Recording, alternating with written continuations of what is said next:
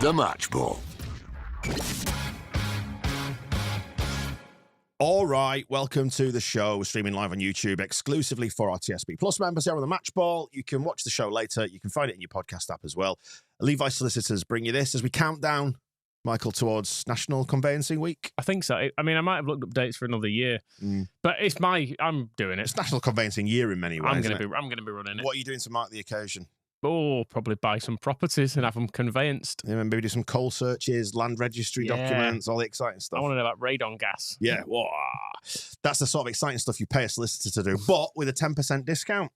Yes.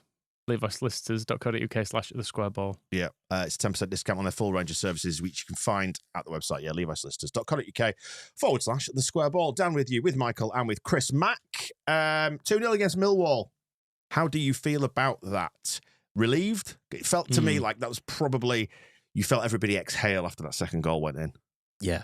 There was a lot of tired-looking faces at 1-0 in 81 minutes or whatever it was. But we won.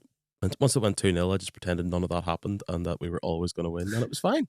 Had that game been earlier in the season, Michael, I thought exactly that. do you think it would have been a completely different feeling about it? Yeah. That's the September game.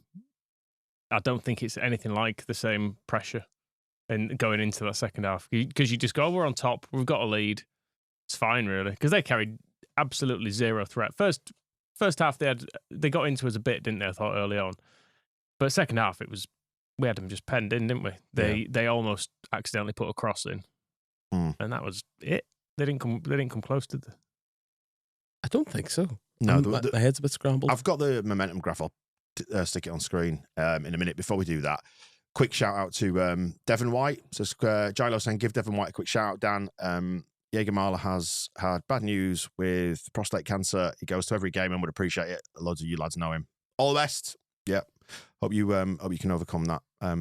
All the best. Right. Momentum graph. This is what it looks like. So you can see second half, absolutely nothing in our half. Yeah. Which, for the benefit of you, if you're on the audio version, it looks like the Himalayas. Lots of big white mountains and very few incursions into our half. Although the game did start off with them on the front foot. For a minute, you go, oh, no. No. You did, but then we just got a really scabby goal. Do you know when that went in?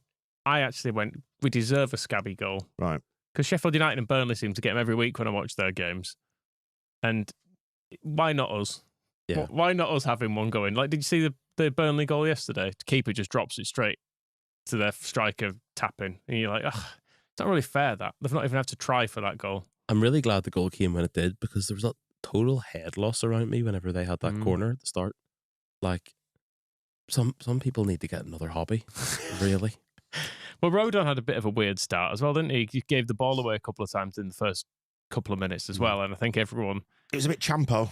...was losing their head a bit. I mean, I think they set up probably to think, well, we'll get at them straight away. Like, come quick out the blocks and see what happens, I think was their strategy. Yeah.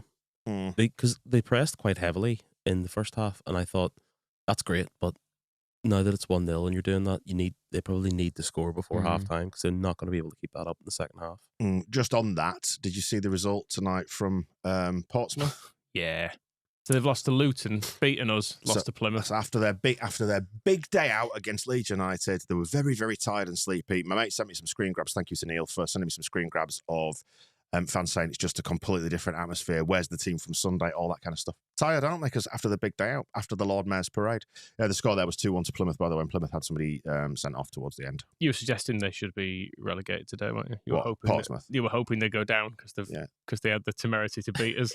Yeah, absolutely. But hilariously, though, just looking at their game was about as dominant in terms of momentum as ours was against Millwall tonight. 80-20 possession. Wow.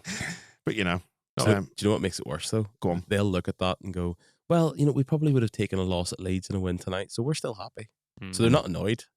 Speaking of crowds, it was a little bit more tense in there than I thought tonight. I thought coming into this would be the night when the crowd would really drive the players on. But I think because of the way that the game unfolded, it never quite achieved the heights that we wanted. That's not to say anyone's at fault for that. It's just a natural thing. There's going to be a little bit of nerves now just creeping in. As I say, contrary to like what we saw earlier in the season when it might have even been flat tonight. you could feel that little frisson of nerves because it was only ever 1-0, and that relief that sort of just washed over everybody at 2-0, and that's when the song started.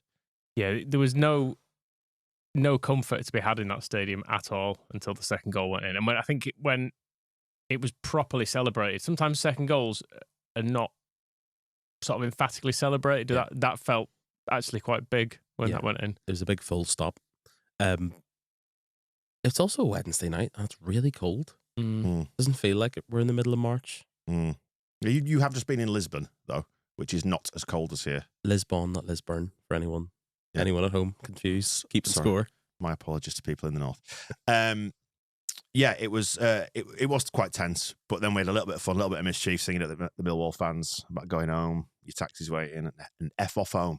I was wondering when because the PA in the cop was just completely knackered. Did they announce the Millwall fans or something? Did they say, all right, because there was absolutely zero sound in the cop. Yeah, big. It was 34,400 and something with a travelling contingent of 391 away fans, and everyone went, "Hooray!" Did we take more to Myanmar for a post-season tour? Yes, we probably quite probably. Because I did think that I know it's a long way.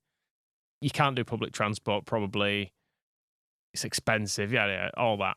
But I'm pretty sure more Leeds fans went to Myanmar. Because I need to say thanks to Joe as well, who's just WhatsApped me a video of the Millwall coaches, or should I say coach, being escorted away from the Gulag around the back of the West Stand. Just the one bus by the looks of it. Most of them would have come on the train, I would imagine. It was quite nice to not have to hear the meh. Yeah, I just couldn't hear it in the cop at all. We were singing it back to them, I think. There's a bit of that in the south. Anyway, by the by. So, lineup, and I want to talk about Rothwell. Rothwell coming back in for Garev because he was, you'd probably give the man of the match to Tanaka on the basis of the goal, which they've done with the algorithm. But for me, man of the match was probably Rothwell. I think he made such a difference tonight. I think Rothwell definitely man of the match. Mm-hmm. Yep. He played with the handbrake off. Just gets it. If he's in space, runs into it. Yeah. It's not actually in some ways that complicated what he does.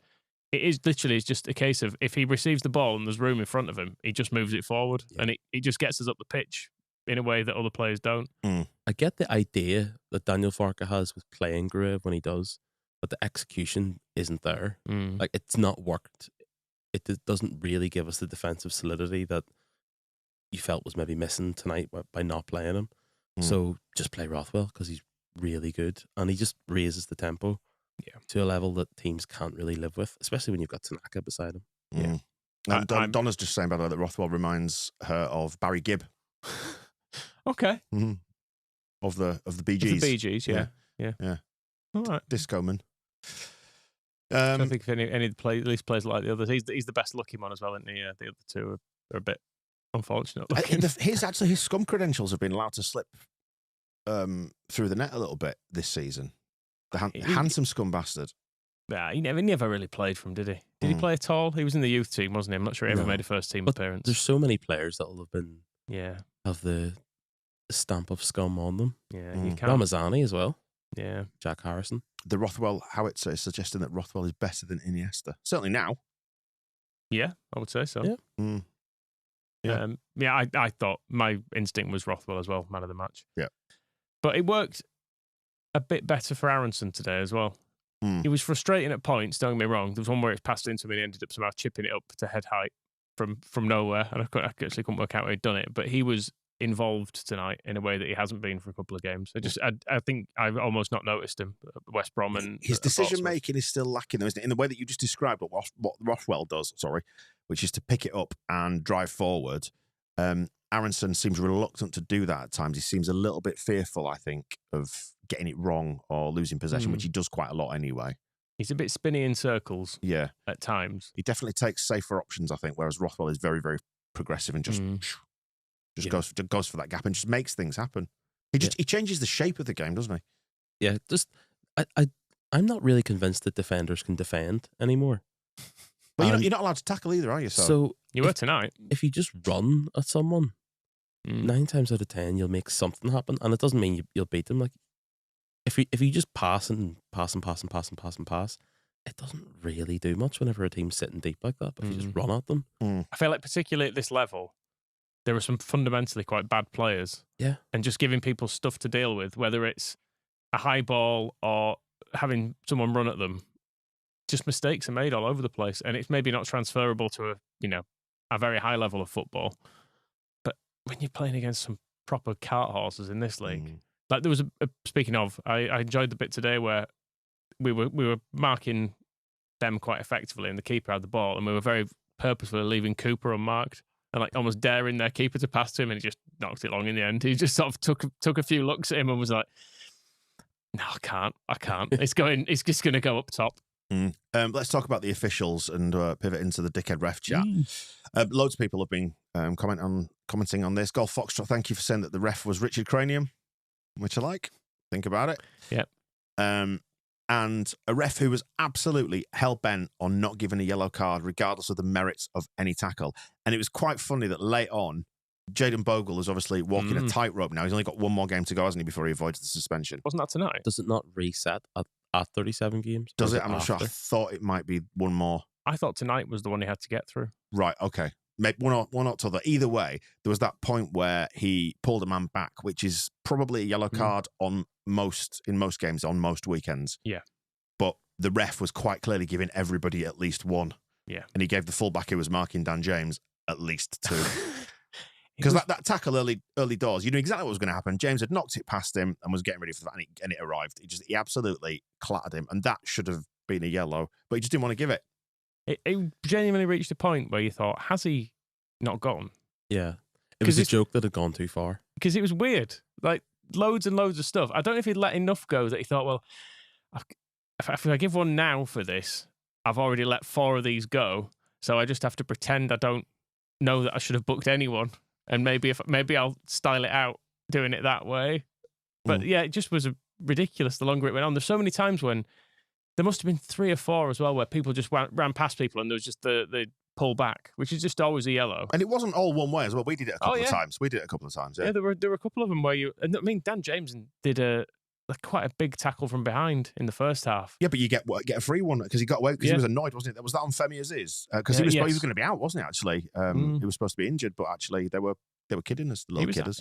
He was about the only player of theirs. He's got a good first touch. He looked fairly decent. Tidy player. But yeah, Dan James absolutely clattered him. I was like, one of those where you're like, don't send him off. Didn't even book him. No. So fair enough. It would have been interesting to try and really we should have got someone not at danger of suspension to test it properly towards the end. Like Sam Byram or something.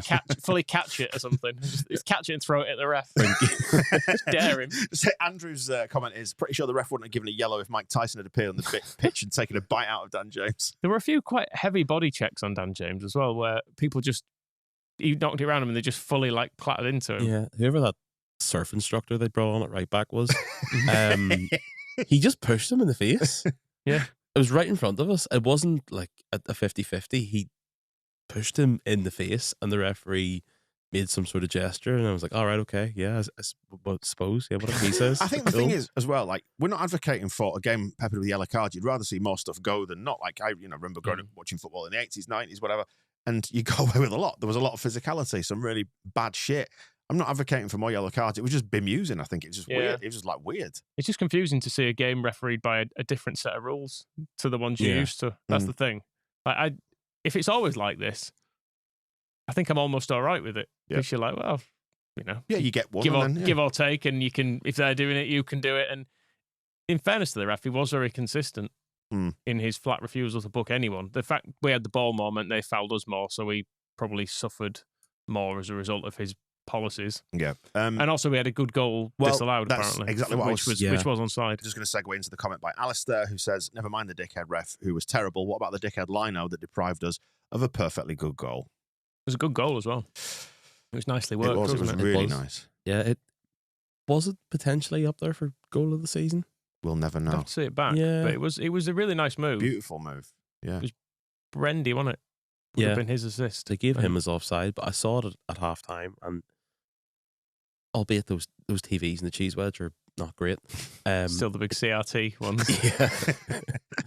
It did look convincingly onside. It didn't really look debatable. But whatever. I did enjoy the Happens song. every week. He's forgotten his cards. He's forgotten his card. Yeah. That came out from Ellen Road late on. And as Golf Foxtrot is saying, I think it should be a rule that the ref should prove he has his cards before kickoff. Yeah, do some checks. Like they do for look at the players' studs and things as they go on. You got your Make cards. sure you haven't sharpened them. Yeah, you got your watch. Good boy. 3 minutes at the end, I will praise him for that as well. Yeah, everybody just wanted to go home. That was enough. He might have a late train or something he's got to catch. Because there were loads of subs. There was a goal. And I don't know if you noticed as well, the board thing stopped working, I think, and all the subs happened at 90 minutes. So we kind of missed there was no announcements. I think Big Lee, who does the announcing or whatever, didn't see a board and no one told him, no one relayed the message. So the final whistle caught me slightly off guard. Oh, okay. Because I didn't see 3 minutes go up. I saw it go up. Oh, you did? All right. Well done, me. Congratulations. Well done on having pat on back. working eyes. What else have I made notes of? Subs line up Rothwell. Subs, that's another point, yeah. Let's get over into Farker Watch. I'll update the subs on the sheet too. Oh, good lad. Feedback sheet, yeah. I'll remember to do that. So is that for TSB Plus members to score the players out of 10? Thank you. I'll do that straight after. Good boy. The subs, you could see why he didn't make any subs until we went 2-0 up the game. It was so finely balanced, I think. But there were a lot of players who I think were right on the edge of tiredness tonight. There was a point towards the end of the first half where Dan James broke down the right and then cut inside, did some good work. And earlier in the season, you might have seen him either drive for the line or looking at the box, and he just did like a looping shot to the far post. It looked like quite a tired decision, I thought.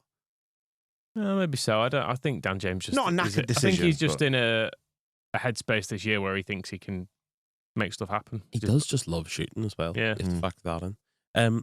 I would like us to repair the roof while it's still sunny in games, rather than just go, let's wait to 70 minutes where the data says this, data says that. Just sometimes just throw Ramazani on and let him make something happen rather than wait until the 91st minute. Well, Ramazan didn't do anything tonight, did he? Yeah, rubbish. But the rubbish once again. Finished player. But the other side to that is that the goal came down our left hand side, the second goal, didn't it? And it was some nice link up play. Was it Solomon and Solomon who were involved in that? So he leaves Solomon on because he can make things like that happen. And then, like you say, as soon as that second goal goes in, done. Yeah, he was absolutely. He looked really tired. There was one where I think Rothwell played a pass and he wasn't ever getting it, but he chased it down, and the fullback sort of turned back, and you could see him. You could see him like really gasping for air because it was 81 minutes, and he's been running, and he played at the weekend, and he'd play again on Saturday. So, yeah. When I saw the lineup, I did have a slight fear that we're running the players into the ground a bit, but maybe he's just thinking. Maybe it doesn't apply to Solomon.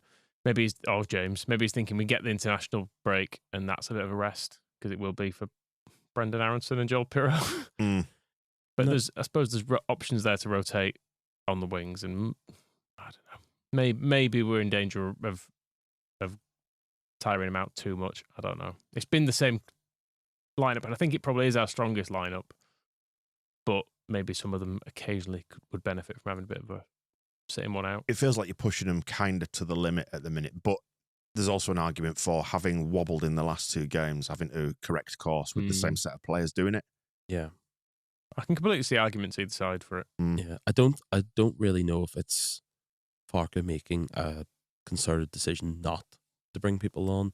I think it's potentially his sort of conservatism paralysing him, especially when a game's close like that, not wanting to make a change that makes it make the wrong decision, so he makes no decision, basically. Yeah, like a fear almost. And, and it's a fair enough point because we were absolutely on top in that second half, and there is a danger you break it by moving things around. That is the argument against like five subs, I suppose, isn't it? That you can change half your outfield team and you can completely ruin the balance of your side. Yeah, I'm more forgiving of Farke's subs on a night like tonight where we were on top and we were in the lead and it still felt fairly finely balanced than in some games you just get the sense it's not working and there's nothing happening and you think, well, make some earlier changes. I can almost allow it when it's a game like tonight. Yeah, because I was kind of willing maybe Nonto and or Ramazani getting a go at one point, but again, like you said, they are both really good. Yeah, and you feel like their moments will come between now and the end of the season. But I think with it's like so finely balanced. Everything's so finely balanced at the minute. It feels like there's no room to get anything wrong. So maybe there is a certain amount of fear driving it, Chris. I don't know, but yeah, that was nice. That's the second goal. When the fun actually finally broke out. There is a lot more jeopardy now. How do you feel about it all? Well, hey, do you know I think we only need one more win to secure playoffs. I think we're pretty safe. Yeah? Yeah. I think we're safely in the playoffs. Yeah. I was thinking that earlier in the week. You're looking forward to them? Yeah, very much so. Because we are 25 points clear of Bristol City in 7th position, and there are only 27 points left to play for. So one more win will do it. I think you need to do another spreadsheet. You need to do another spreadsheet to take account of who's playing who, because I think we're probably already there. 2 draws if we factor in our goal difference. So although we're going to have to lose potentially quite a lot of games to get kicked out to finish 6th. Yeah, so we'll see. But the table looks all right again now, doesn't it? So do I have to book a travel lodge in Watford now, or just book one for everywhere? Let me go on record now, Chris Mack, and say you won't need one. We're going up as fucking champions. I hope. Were the mics muted? No. Please tell me the mics were muted. Loud and clear and proud. Of course, we're going to go up. I mean, we'll see, won't we? We'll see what happens. But we are now 10 points clear of Sunderland. That's a substantial gap, which I would say, given Sunderland's form, it's unlikely they're going to overturn it. You never want to commit to these things, but on the balance of probabilities now that's not going to be them. We've got a 30-goal advantage over them. Yeah. Yeah, I'm not. I was admittedly at points last night slightly concerned about Sunderland, but not anymore, probably. They seem like they'll get in their own way too many times between now and the end of the season.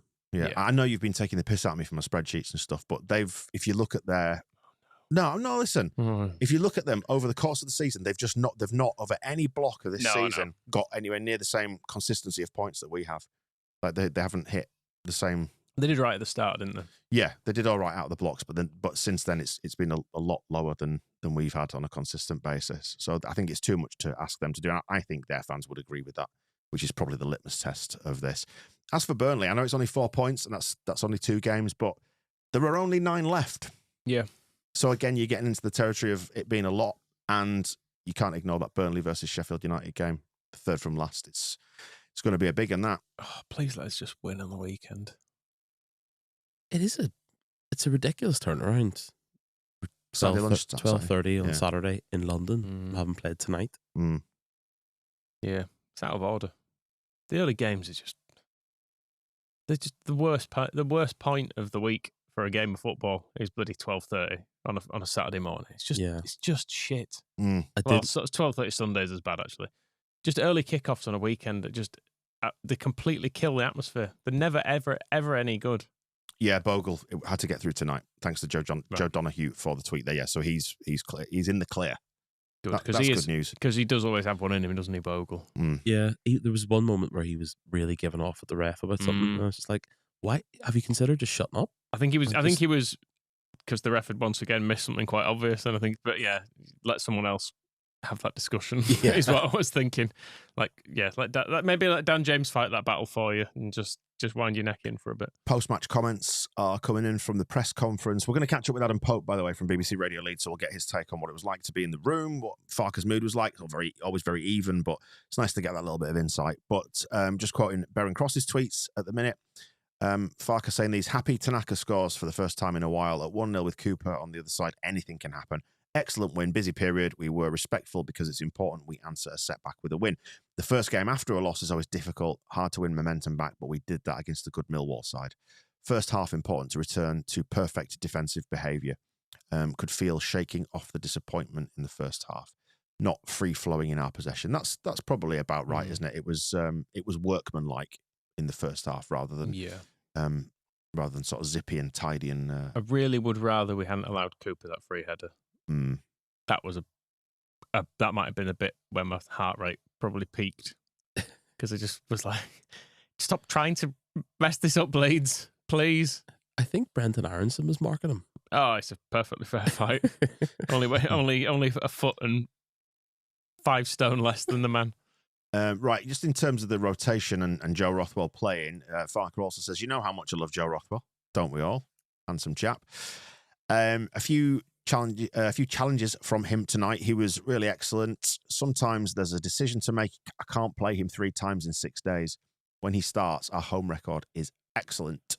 Why can't he play him 3 times in 6 days? Because he'll get sleepy. Oh. He plays other people that much. Yeah. That's all I'm wondering.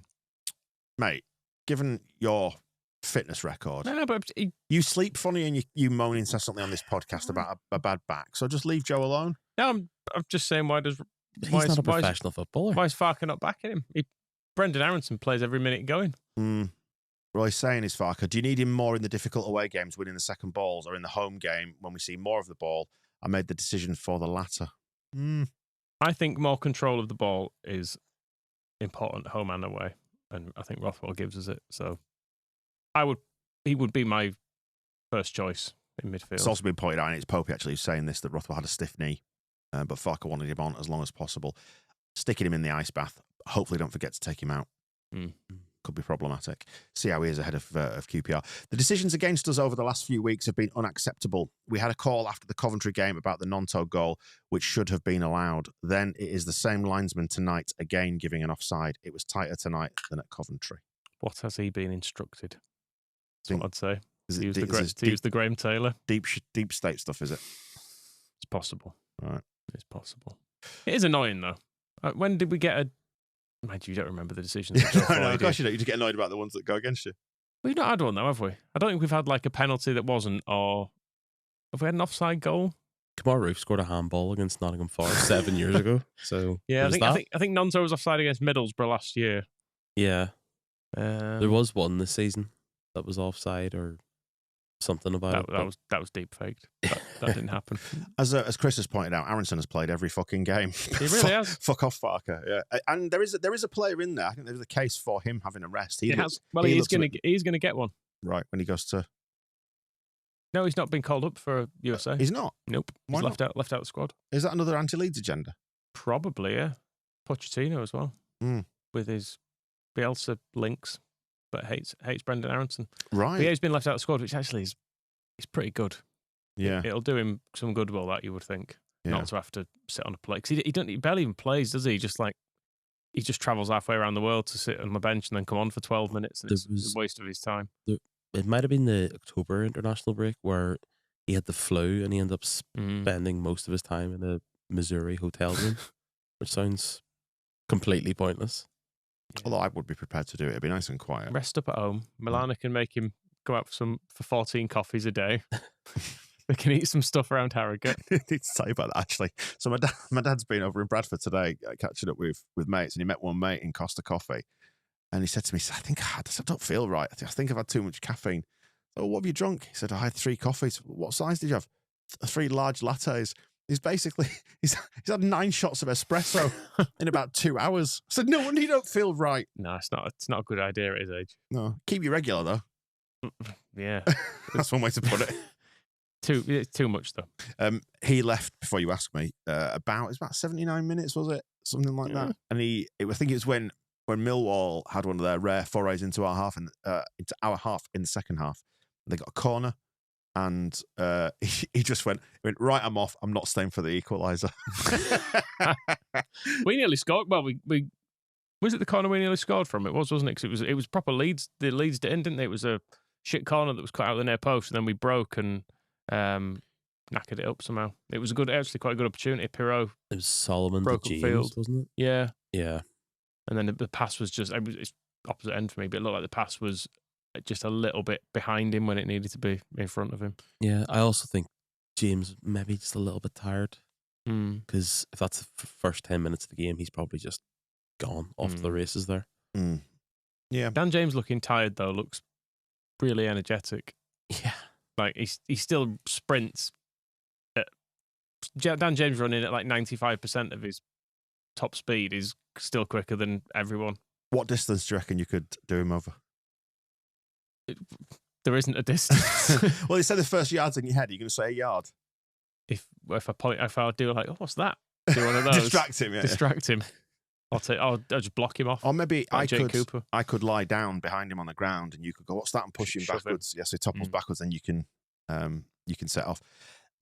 Before we just jump over to your optimism scale, we haven't really laughed at the first goal yet much, have we? The Not own goal, really. that was We've not talked about the second goal much either. That was quite fun. Let's talk about the goals. Yeah. First goal was funny. Yeah, good. Just didn't expect it. It didn't look right. I actually thought it had gone straight in. I thought he'd miss it. I thought he'd miss-hit the cross at first, but yeah, it goes off Cooper, I'm pretty sure. I'm fairly sure I caught out. Can I claim some sort of credit or some internet points or whatever? Because I said to my dad, like, so they had that early spell of pressure from the kickoff. And they had that corner, didn't they, in that sort of little passage of play, that little passage of pressure. And just said to him, God, I hope we score from our first attack. And we did. That was fun. But yeah, was it Jake Cooper who did that as well? Who turned that into his own net? On LUTV at half-time, it said Jensen, but on SofaScore it says Jake Cooper, so who knows? I'm pretty sure it was... The keeper gets a hand to it, but I think it's already on its way in. Yeah. I think it's... Solomon crossed him with his left foot as well. Maybe caught them off guard. Don't know. Yeah, possibly. Solomon did a really good covering up when Firpo got turned towards half-time. Solomon managed to get back and win a goal kick. That could have been quite dangerous. Yeah. Axel Firpo is pointing out that Pirro was offside against Sunderland, but that's one we got away with. Oh, yeah, fine. But that's offset by Mellier's bounce error. So the cosmic... Which was a ref's fault. Yeah, the cosmic balance needs The ref dug up the pitch at half-time. Well, if he hadn't played, was it 7 additional minutes? If he'd only played 6. So we can blame him for that. Yeah, all right, fine. What about second goal? My boy. It was a nice finish, that. Stroked it in. Begging to be hit. It was nice as well because we pulled it back. I don't think a lot of people saw Tanaka there either because it looked like he was trying to pull it back probably to someone else. And everyone went, oh. And then it came to him and it was spanked in. I want to see that one back, actually. I hope the club do that, all the angles, don't they? I think there'll be some nice ones on that. So they've got like the cameras behind the goal and stuff where you'll be able to see the trajectory of it. I felt lovely when that happened. Yeah. If you want a Tanaka mug, by the way, we've got some of them. Oh, they're back in stock. They are. Always in stock. If you want the combo for that goal, the Firpo to Tanaka, why not get both? And the website is getting a massive upgrade, isn't it? Which is exciting. It's looking nice. It's mid getting done. You can't see it yet. I was going to say, don't tell people it's looking nice because they can't see it yet. Yeah. The behind the scenes bit. It'll look gorgeous for the promotion merch. Okay. Want it. Michael, how are you feeling on your optimism scale? Are you feeling a little bit better than you did 24, 48 hours ago? Yes. Because you were really grumpy on Sunday. Very, very much so. I was fuming on Sunday, I've got to be honest. It just felt like everything was going against us and it was hugely unfair. The universe has righted itself a bit this midweek. Yeah. We're kind of almost getting back to where we were now, weirdly. I think the fact that was very recognisable as a sort of a routine 2-0 championship, albeit with added nerves, I think helps the soul. It's interesting as well that other teams have been winning when they've been chasing, and then all of a sudden when it feels within their reach, there's evidently a little bit of choking from other teams. Other teams can choke as well as us, I suppose, is the point I'm making. 4:15 on Sunday, you WhatsApped me with fucking wankers, aren't we? Very grumpy. I didn't know if you meant us or... I meant Leeds as a club. Mm-hmm. Yeah. I wasn't very pleased. Out of interest, who do you blame the goal on? But let's not get into that. Yeah, well, I was wondering because I had my opinion, but I was in a. Generally, I've got someone to talk to about it, but I was in a bar with a child whose opinion I was not necessarily willing to take on board. Shut up! Doesn't like football, so it'd have been like a complete guess. Who's to blame? Oh, I don't know. The ref. Yeah, okay, fine. Good. Yeah, good. So how do you feel, Chris, in terms of optimism? I feel great. Yeah. I wasn't here for the last 2 games, so as far as I'm concerned, they didn't happen, and we are brilliant. For what it's worth, I watched that Portsmouth game with a handful of neutrals who, whenever the goal went in, all went, Jesus Christ, what's the keeper doing? Yep. Interesting. And one of them asked me, does he always do this?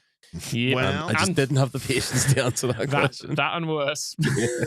We're here supposed to be having a nice time. All right, fine. Now, I think that was a nice little reset, though, after it feels like we've not had a normal game in ages, because we obviously had the big wins, and then there was the come down against West Brom, then a defeat, and this felt far more standard. You're right, just something recognisable and normal. Yeah. It's all been a bit much. Of the 4 games that we've lost, we've won the game after each time, which is, it's It's something, but I suppose it's good. It's a good sign. Let's hope, as Chris is saying, let's wait till after QPR for Michael's optimism. Yeah, I've not got a great feeling about QPR. I've got to say London, early kickoff, ground we never win at. I suppose, though, given what's happened this week and the sort of shock to the system that was the draw and then the defeat, particularly the defeat, which felt like it compounded the draw. The thing is, it was because other teams won as well. Yeah. That was the big difference. If Burnley had lost a couple of games while we were losing and drawing, yeah, we'd have been like, whatever. Pretty much. It would have felt fine, wouldn't it? But it's just that there was the feeling of being closed in on. Yeah. I was trying to say this like on my spreadsheet. They've only both closed gaps on us 8 times this season. Whereas on 40% of occasions, 4 games out of 10, we extend the lead on at least one of them. So as long as we keep doing that, we'll be fine. It's a very rare occurrence that they both close a gap on us. And they did it twice in 2 weeks. That's why it felt so bad. You just keep finding different ways to describe a league table. I'm sorry to tell you. Did I tell you that I've created my own coefficient?